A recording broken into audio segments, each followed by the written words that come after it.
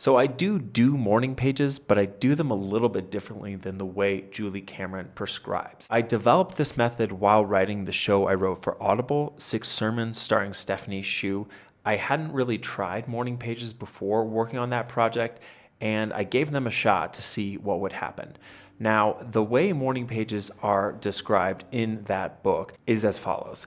You write 3 pages by hand every morning, every day, and critically, you don't stop. So while you're writing these pages, it's stream of consciousness. You're just dumping, you're sending the thoughts out as quickly as possible. And I started doing it like that, and that was helpful, but I quickly evolved morning pages to serve my own needs, and that's what I want to talk with you about today.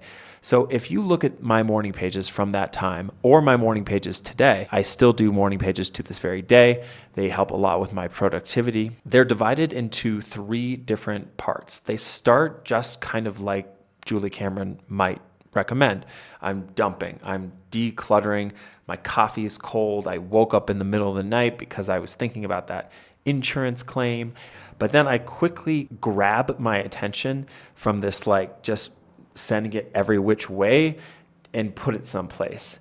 And I put it on whatever piece it is that I'm working on at the time. So for example, while working on 6 Sermons, I stopped talking about life in general and moved my brain and my attention to that piece. And I started writing about all my feelings and thoughts. And I had a lot of feelings about that project. You know, that piece concerns the Christian church. It's about suicide.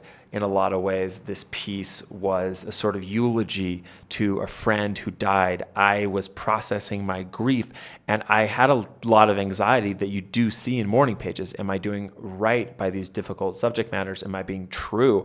Am I rendering this grief in a way that's actually genuine and sincere?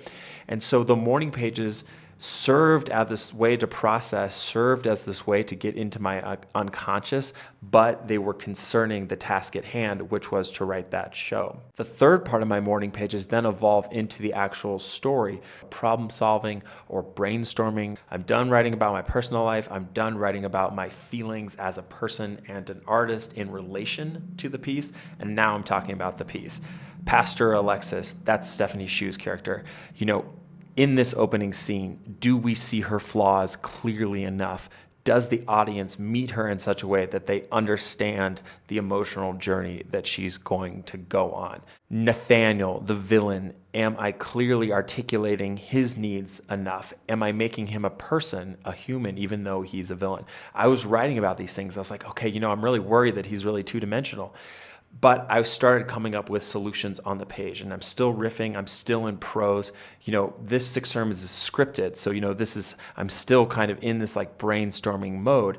And then when I got to finish the 3 pages of the morning pages, concluded the morning pages, I found myself really primed to begin work on the script. The morning pages really served not so much as something to do beforehand, but as like a runway into the story, a way to kind of slide right in that was so organic. And when I started working, I could jump back into a scene or an episode really empowered to improve the script and work on it. And this worked at the really early days generatively too, when I was writing those very early drafts. That's my method. If you found value in this video, please hit the like button and do tell me in the comments how you do your morning pages.